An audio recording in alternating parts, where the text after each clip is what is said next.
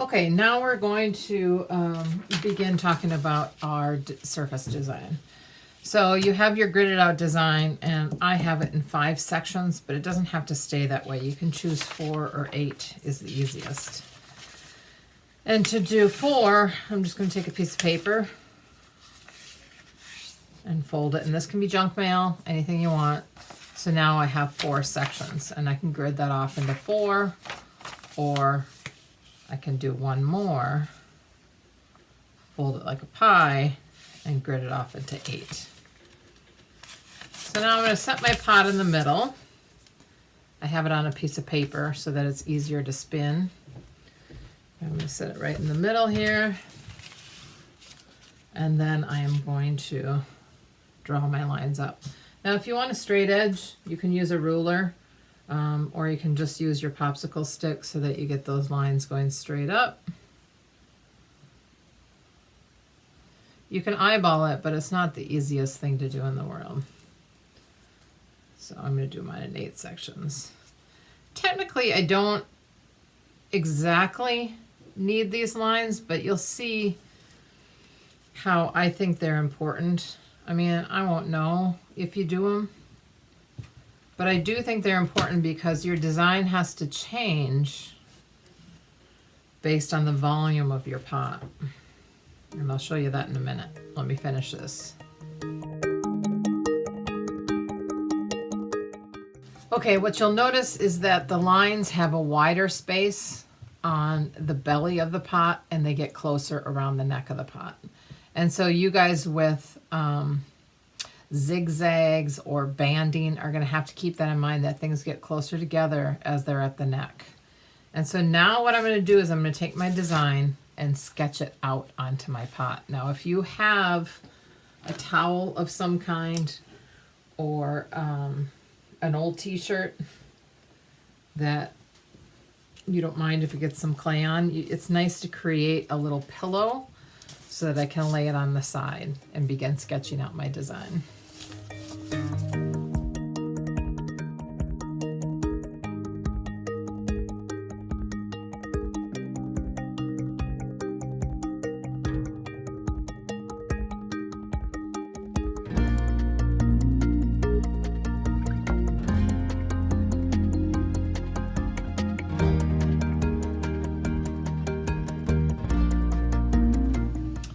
Okay, now that I have it all sketched out, I'm going to start to create a relief surface, which you can see I've done here. So I'll show you what I've done. I'm going to roll a really small coil, as small as I can get it. The smaller, the better. Maybe just a little bit thicker than your skewer that I gave you. And then what I'm going to do, instead of scoring and slipping, because it's such a small amount of clay, I'm going to dip it in water. So I have water here, and then it's dripping wet. I'm going to put it on here. I'm putting it right on top of the line I drew. And I may, again, change a little bit because lines are easier to draw closer together. And then I'm going to take my popsicle stick and blend it in. Just one side.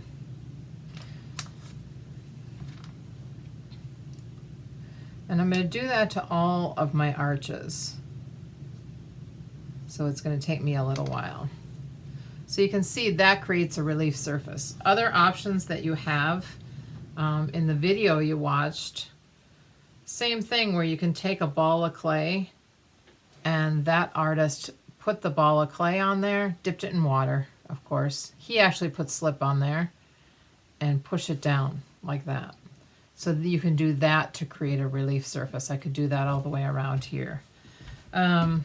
If you're real meticulous, you can carve. So what I'm going to do here is take this line,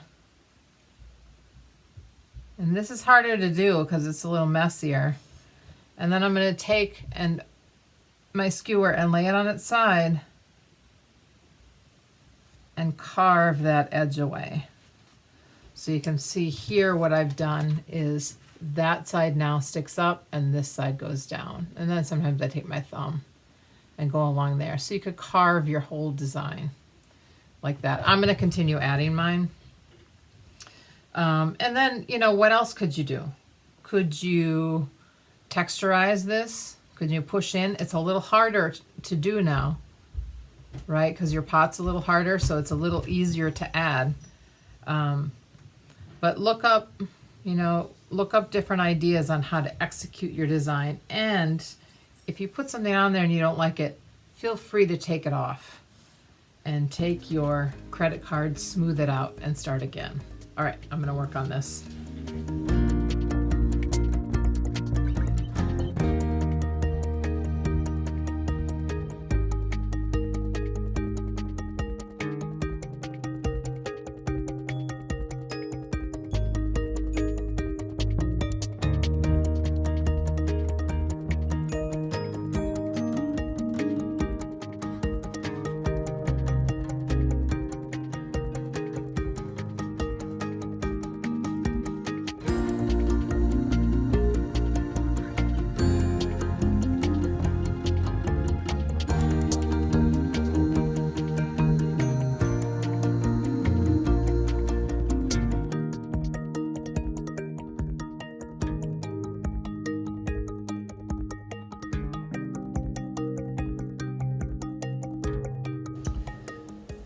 Okay, what I'm gonna do now is give this a rest. I'm gonna let it rest under a bag so that when I turn it over to the other side, it's not gonna smush. So you can't do it all in one day, and you have all week to work on it. And a couple things that I did do is I took a circle, cut it in half, and scored and slipped these on there, and I don't know if I like them. They might stick out a little bit too much. So I might take those off. And when I am all done with this, I'll show you, but we're also going to smooth out these lines, our guidelines. So I don't really need these up here anymore, so I can just go with my thumb and smooth them out, or I can take my sponge again and smooth them out and then push those little particles back in. And now I'm going to wrap this in my bag. And then I'm going to clean up all my tools and then continue to work on it tomorrow. So make sure you keep that in a nice spot. If you have a shoebox, you can put it in your shoebox so it stays safe, and ball up all your clay. And if your clay is starting to get hard, make sure you watch that video on how to recycle or soften up your clay if it's starting to get too hard. Okay, something else I want to show you, and I just have a pancake of clay here. And I'm did rough up the surface a little bit because I'm not blending that one side. I am dipping it in water again, so it's creating that slip. But sometimes I see my students go and blend this in, and they don't really need to. What you need to do is make sure it's connected, and then you can actually shape it. So if I want to do vines on my pot, instead of blending it in, I'm just pushing it onto the surface and then shaping it. Like I can taper this just a little bit more and really push it on there. So it may seem messy at first, but it looks awesome. And then in the video we watched,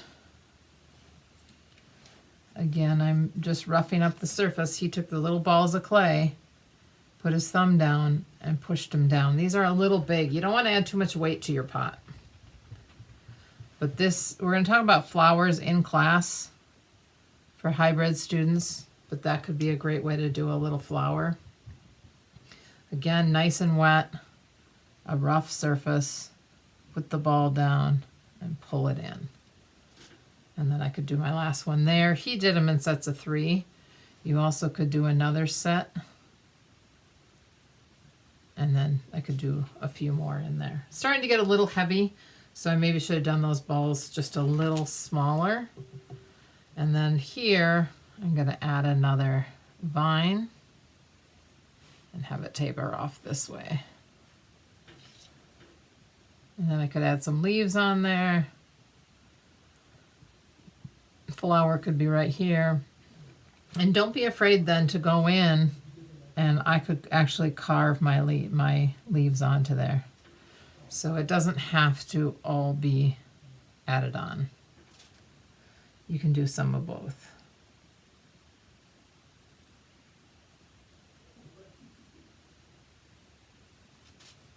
So now I have a relief surface. I have carved, added onto my pot. What else could you do? What else could you add? What else could you carve? And how could you do it? That's the question.